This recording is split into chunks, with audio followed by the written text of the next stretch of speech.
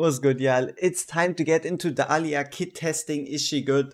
Is she useful? And we'll start in GR1 stage 20 for a very simple reason. With this formation and this gear right here, which is 200% attack, 334 attack speed, 100% crit rate, 230 crit damage, which brings her to 1.9 second interval, so a bit lower than I thought, or a bit higher.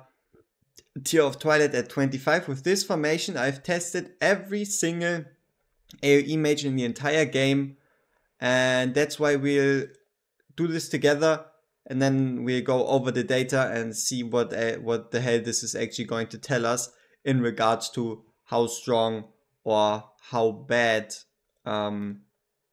Dahlia actually is. So here we go. Timer is on, the game is on. We give the invigoration buff to Dahlia from Laurel, as you can see right here. And we'll just bring in Dolores, play our game, keep it on 1x speed. And the timer is just there so we can compare another measure of strength in clear time versus all the other AoE mages in the game. Because this exact same setup I've run with every AoE mage that exists, which gives us the perfect way to compare Dahlia in strength to especially Boreas, even after nerf Boreas, Karmet, so Vierna, I mean, you can guess it, everyone. So it will be definitely interesting to see how she stacks up against them. And what I'm hoping for is at least like Karmet and Vierna levels of performance. Because if not, that would be just, it would be a bit too bad. Because then we would just have another Morrigan on our hands. That doesn't mean Morrigan is bad. It just means that she's not super favored. And it also wouldn't give her too much of a good look for actually beating the later stages. In the sense of Gear Dungeon and potentially Gear Rate 121. But so far, we are dealing quite fine with this here.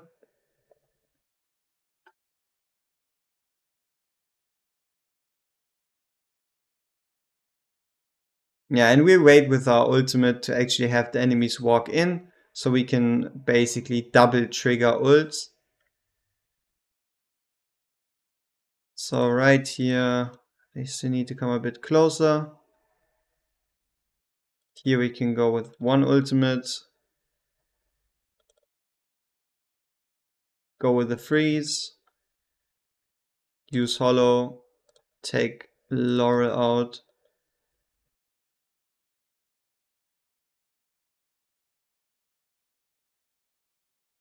And then as soon as we can, obviously trigger Dahlia again.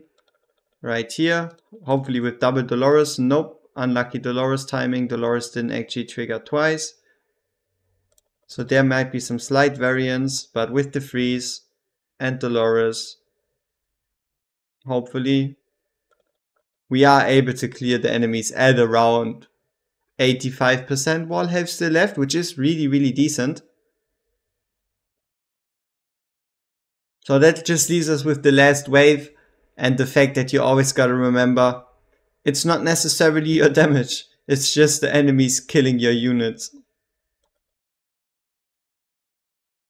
So right here, to do a bit against that, we'll go with the earlier Dahlia ult. And from there, we should still be fine with triggering Hollow, with triggering Laurel, to ensure that their ultimates are ready once those guys actually really move in.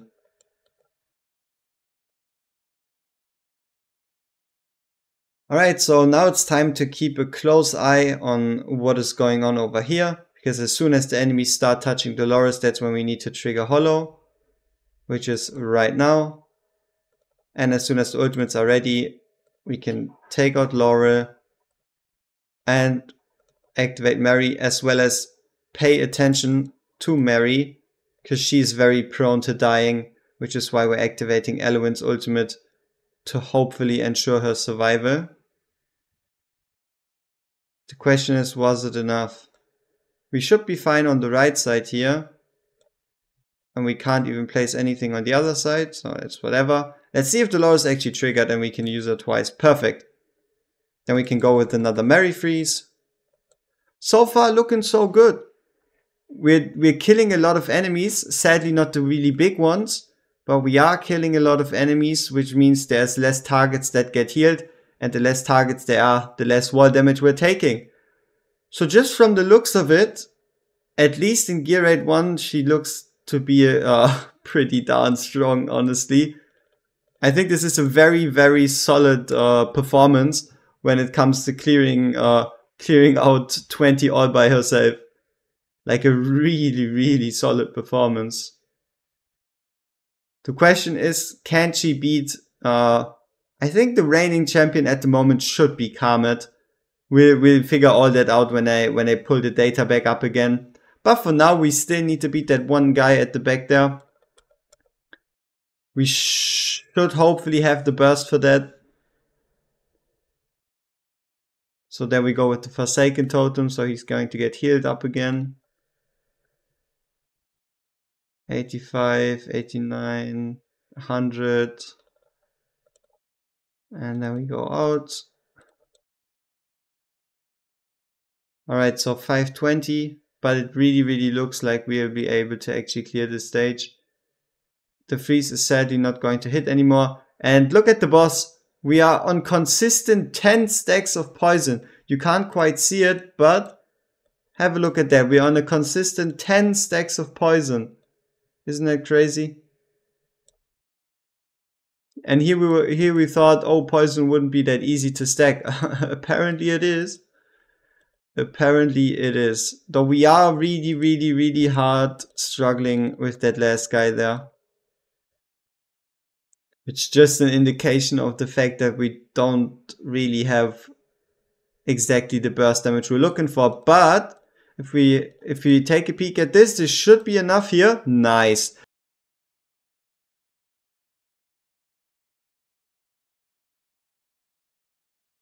Alright, so this test was long enough. It's time for results. Here we go, a beautiful fucking long ass graph. So what can you see here? Number one, you can see the time taken or time survived in minutes and seconds. So for example, Vienna is 7 minutes 36 seconds. Though the important part here is you also have the finish tag. The finish tag means they haven't survived, they've actually cleared the stage. So 59 out of 59 enemies. And Vienna has 58 out of 59, which means she died at 7 minutes 36 seconds. So, what does this tell us? Dahlia can absolutely finish 120, so she's already a cut above Vienna in that regard. She takes longer than Boreas even after his nerf, or Karmet, who are at 6 minutes 36 and 6 minutes 45 respectively. And obviously she can't compete against Prime Boreas, who took 5 minutes and 35 seconds to completely annihilate that stage. But there's also a certain few factors we need to talk about in regards to the next few graphs, which is right here. Vienna is at the top, obviously makes sense because the fight took the longest. Then we have Dahlia behind, also kind of making sense because the fight took the third longest. The important part here is she didn't do nearly as much in proportion to what Vienna did with her amount of time. But she also killed everyone so fast that there was only one guy and the boss remaining, which means she had less targets to hit instead of pushing everyone low and hitting everyone at the same time. So the numbers could be slightly higher, could be slightly lower, but it still gives us a very, very good idea of what we're dealing with. For example, Demi. Demi, even though she was able to clear it, is down to 159 million. And the reason for that is because she has anti-heal, so she doesn't need to do as much damage to make up for the fact that she can kill everyone. So, yeah. Last statistic and the most important one. DPS, damage per second, calculated by taking the damage and dividing it by the seconds it has taken to finish the fight. Which gives us Prime Boreas at 489,000 DPS. Obviously, again, him with his anti-heal being super cheeky and whatnot. Then we have a Vienna coming in at 459,000 DPS. Karmit at 452,000, and Dahlia at 432,000. Now the same thing kind of applies with her killing everyone so fast, or like the bunch of enemies so fast that she didn't have as many targets to hit anymore, which means you could probably up her to like 440, 450, depending on if the run goes well and whatnot. So conclusion wise, she has very similar damage to Vierna and Karmit. So just damage wise, they are very similar. And the fact that she can stack 10 poison stacks is really, really interesting. And she is superior to the nerfed Boreas version, though nerfed Boreas still has his anti-heal. So yeah, that's been it for this first test. Let's get into the next one. And for this one, we'll see if we can make it work in Gear Dungeon, because that is what you all are looking for, aren't you? Alright, so Gear Dungeon time, same set, just so you can check it again. Same set, same artifact, Gear Dungeon. We'll give her an Aeona. And alright, so my very first idea is going to be this bench right here. This bench is 4 tiles and her range is 6, so shouldn't she be able to hit here?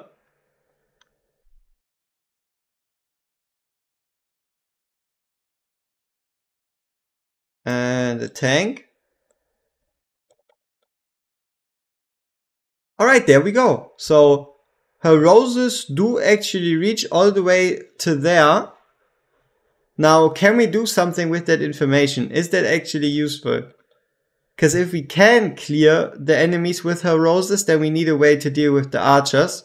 But that would be very simple. Like, for example, putting a gluttony there would just already solve it. So let's trigger Dolores. Let's trigger her. 1 explosion.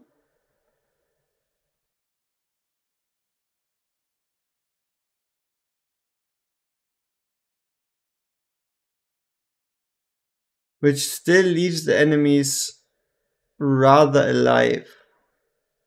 Okay. What if we use her down here, provided Dolores on top, then run a gluttony. So we put her down here, provided Dolores on top, use this guy.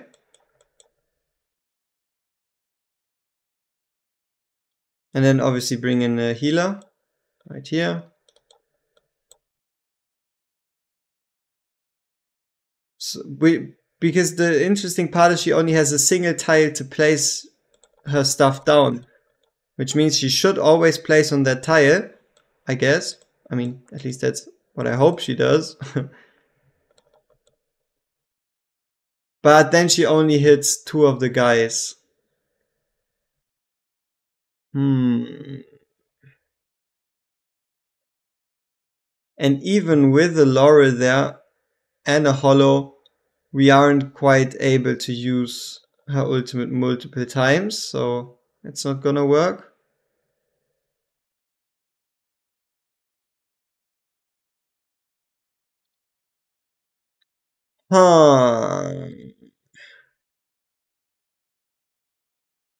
What if we just pump her full of attack, use her there to attack, and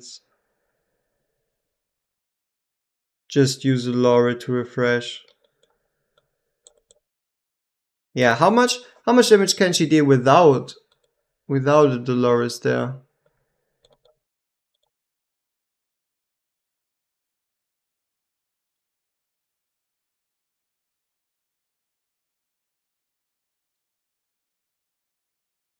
There we go. Ult activated.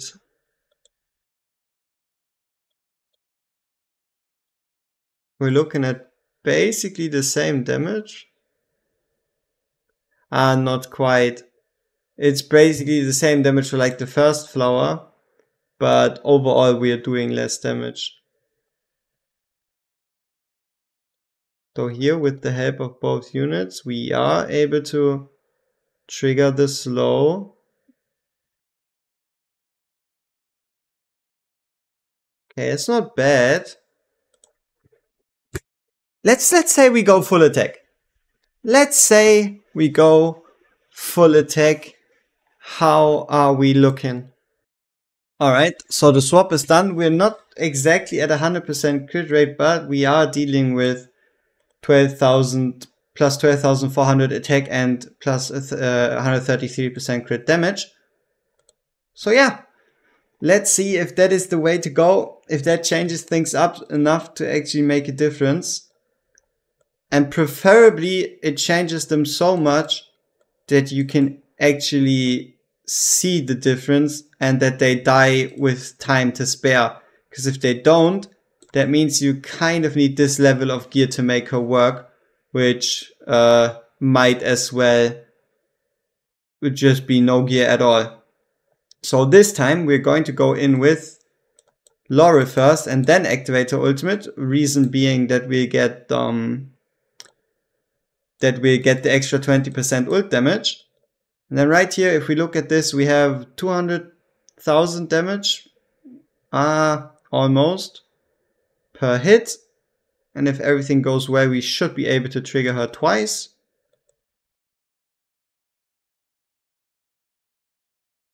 Right here. So, and beautifully with the slows. Allows us to kill one out of them all.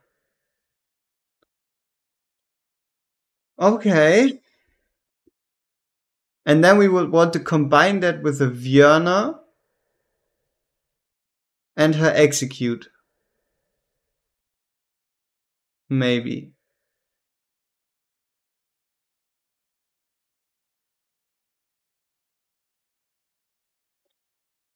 Okay, now it's getting complicated. Now it's getting complicated. That doesn't look too promising. It doesn't look too promising for her.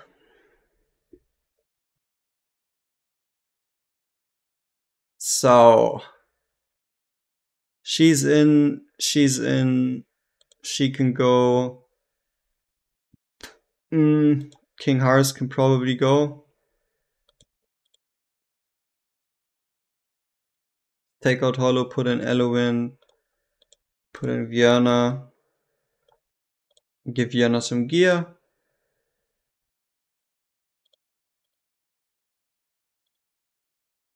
Okay, not this gear. Actual gear.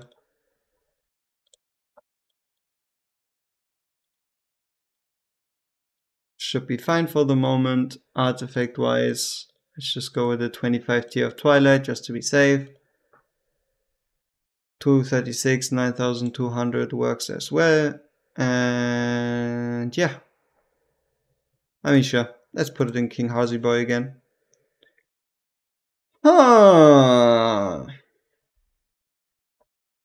So, again, we go in with her first. Put that girl in. 11, 12, 13, 14, 15, 16.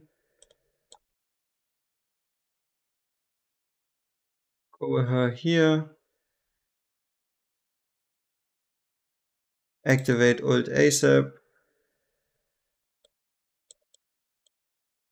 Start cycling.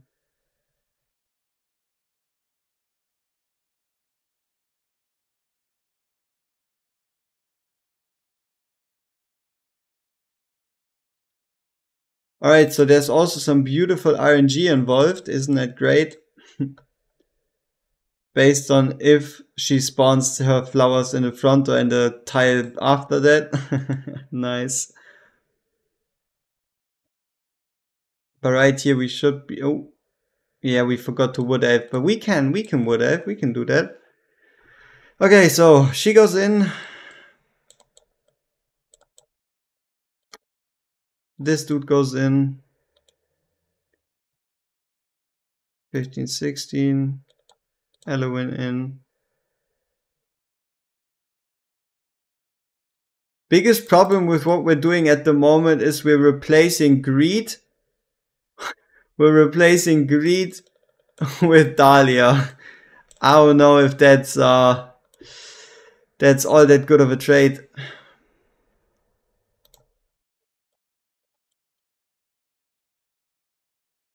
Now we go with the heal. We do have a Soulbound Arcana set, so we are stronger if we trigger more ultimates, which might help us out a bit here. Beautiful slows. Has the enemies rather low.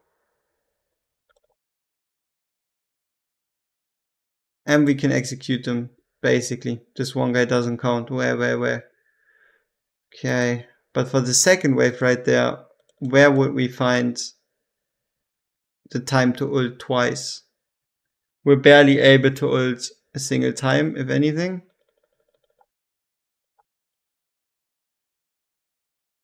And that's most likely not going to be strong enough.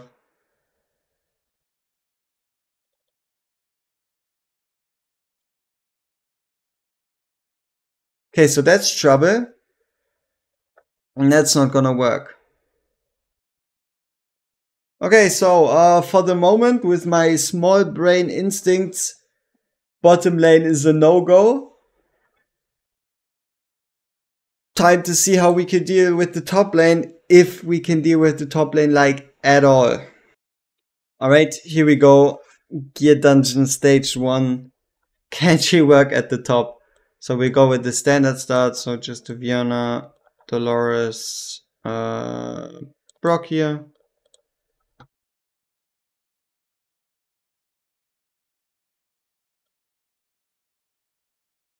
Next off we can just put in Eloin.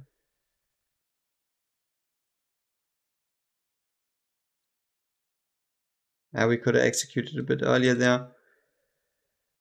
Artemis for some more anti-heal.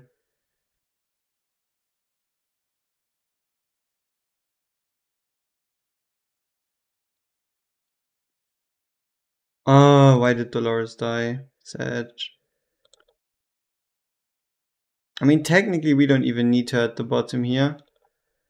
And we just want to know if we can somehow deal with the top anyway. So here we're fine. Crimson Moon is over. Here we can execute. Nice. 17.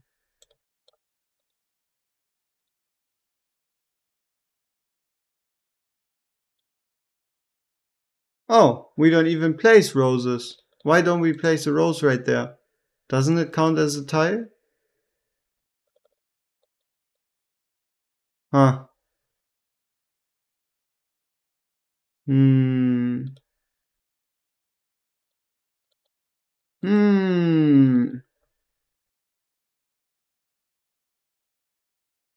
Okay.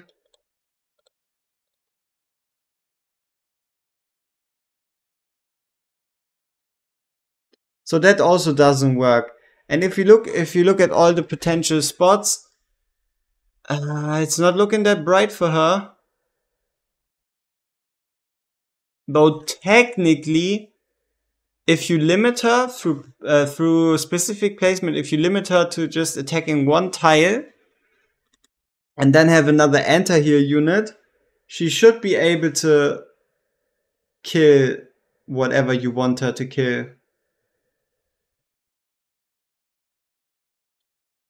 Alright, so this time we actually go over a run in Power of Dominance, not because it's so hard and whatnot, it's because okay, obviously not in background fight mode, it's kinda useless.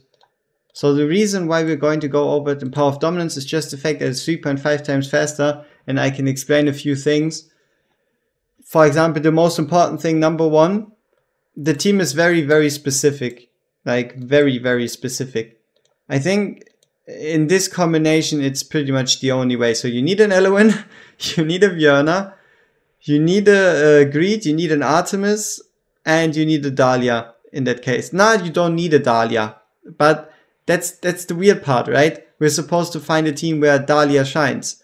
So for the bottom, we have Greed for the slows, Viana for damage, Dolores to boost Viana, and then Elowen for rage regen. At the top we have Artemis for heals as well as anti-healing, and Dahlia for damage. And that's already it, though the problem is this can be done with anyone that's not Dahlia. Like, I think you could just as well probably put a Karmet there, maybe an Iona, someone else, right? I feel like this is not a position that's specific for Dahlia, though for those interested, here you go. Obviously this was done without Power of Dominance, there wouldn't really be any point to doing so with it. And the interesting part is with Elowen, you do actually get exactly what you're looking for when it comes to rage regen. So right as the enemies come in, we'll be able to use her for damage to clear the 2 mobs. So our tank can actually block all of them. And then right as the enemies again come in, we are able to use our ultimate. So for example, right here, we just waited a bit until Artemis is ready for the enter here and then the extra damage. I don't know. Make of this run what you want. I'm not that happy with it because it doesn't feel like it's a wow, you used the Dahlia, but a oh, you forced Dahlia to make her look good kind of stage. So yeah, I don't know. Let's see if we find something else to make her work. Alright, let's quickly talk about Gear Dungeon 2. So Gear Dungeon 2, let's have a look at the lineup. If we place her here, go over here, there really is no enemies that are going to be able to get hit here. So let's say fatal damage, increase movement speed, whatever. So technically we could place her here, attack here. These guys are immune to magic damage and they come on this bottom lane as well as the top lane. And the only thing that we could do is Volker summons a magic clone that recovers its own HP when receiving physical damage. So for that physical clone we would need magic damage, and that clone spawns right here and moves over here. So how do we access that tile? Technically here, aiming down. But there's also archers, so those would kill her. And from here, going upwards would work, but then there's these exploding sycophant thingies, these guys, that are just going to go over here and then explode her to death. So it doesn't really look like Gear Dungeon 2 is going to be all that useful, which means it's back to the drawing board. Okay, time to just give Gear 8 221 a shot. See if we can make her work there. And on the note of Gear 8, obviously Gear 8 121, she's going to be a very, very, very good pick. It's that simple. She's gonna be a very good pick there. So yeah, sure. Let's go with her here. Even though this placement looks a bit suspicious, it's not actually all that bad. So we wait for this guy to close in. Then we go with the ultimate.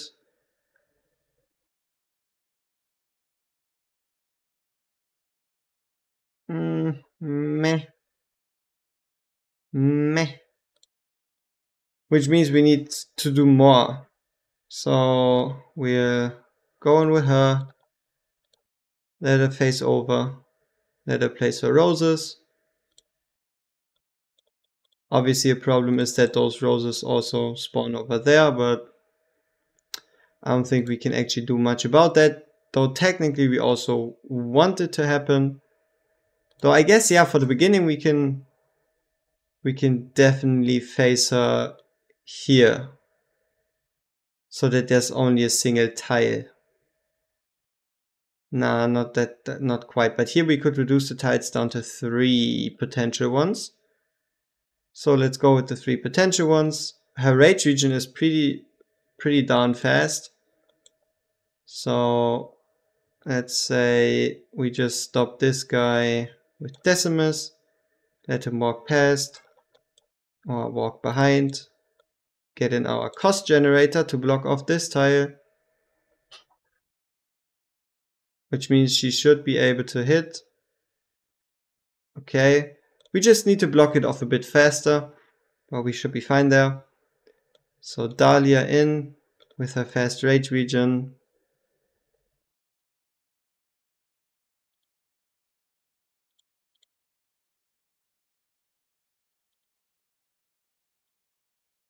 As soon as he passes the half tile, we'll just let him walk back. 8, 9, 10.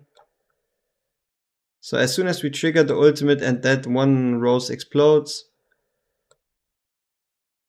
we should be able to block it with her, which means there's only one potential tile where she could play stuff, which is this one right here.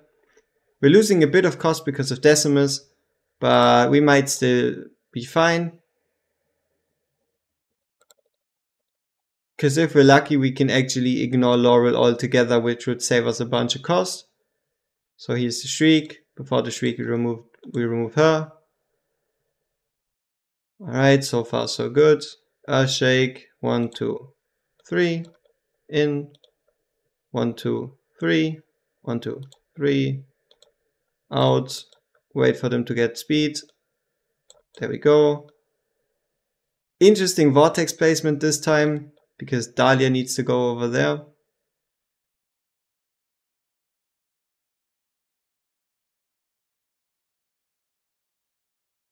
There we go. And then we could probably place a Dolores right there.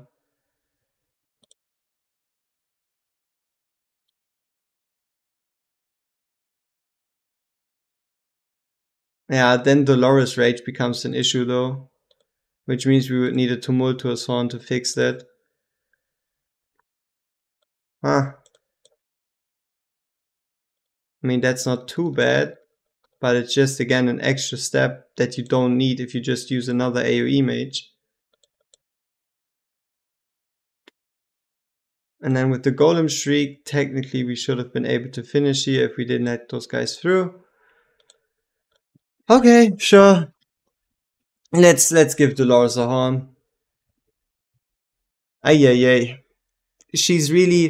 We're really forcing it here to make her work, aren't we? Ouch. Freaking. Oh. Okay, that is a few hairs gone. Ah, whatever.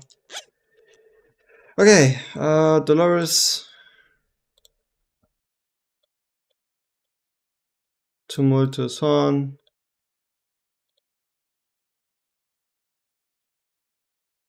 Which means he can go. Yeah, just keep her out. And if we keep her out, we can probably put in someone like Zillatu to take care of the first wave instead of her. Though the approach with her should still be viable, regardless of us using her there now or not using her. So we just go with Zillatu. As soon as those guys close in, we can go with the ultimate, generate some extra cost.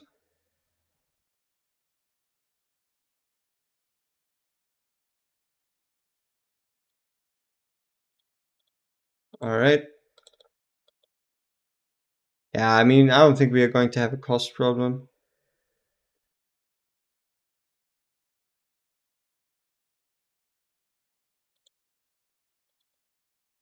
Okay. Charging comes in. 1, 2, 3. Oh, my mistake. I let those guys walk and we'll try to make it look like that never happened. So Vortex in first, her in, tank, Dolores.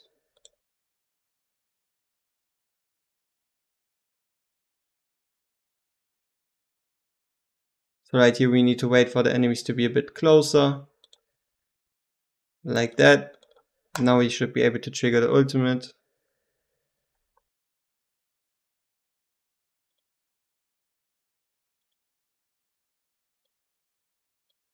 Regulus can go, Vortex can go. That was quite a struggle to kill that guy there. It's not really giving us a bunch of hope. Honestly, obviously we could have gone with tankier tanks, tankier Vortex, all those things. But at the end of the day, it's just forcing it. So for this video, we're going to end it here. conclusion wise, first, she's going to be really, really good for Gear 1. Gear 1, if you still haven't finished it, she's going to be a safe pickup. Easy. For the rest though, we gotta do a bit more testing. So she doesn't look to work in Gear Dungeon 2. In Gear Dungeon 1, you can make her work, but you could just substitute another AoE mage for her.